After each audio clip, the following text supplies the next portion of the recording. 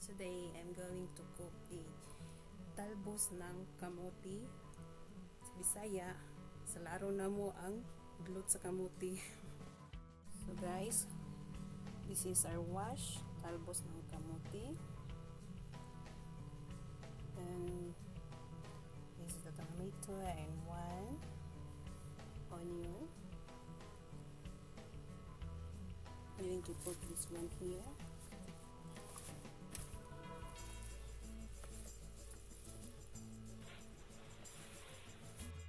Then I will put a little bit of water.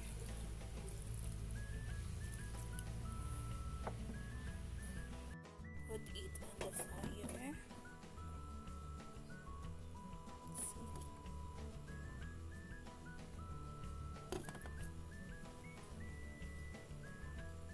Never mind my cooking place because this is a farm.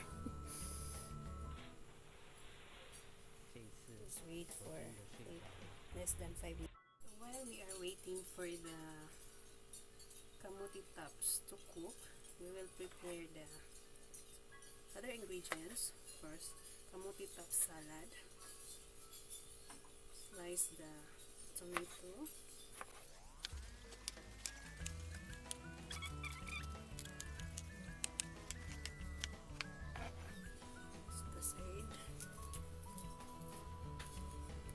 This is the onion.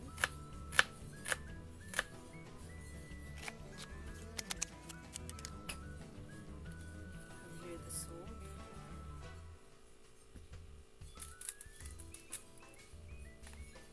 And our sukang pinakurat. Just put a little bit of it to shake because this one spice, natural with coconut vinegar, spicy, love it.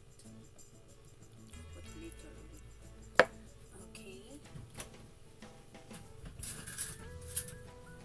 so I think our kamote tops is ready.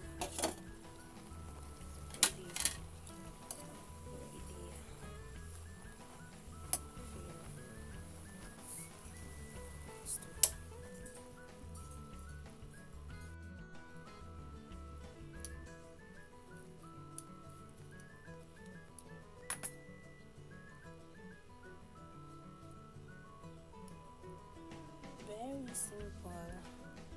simple life, happy life, happy life, happy farm.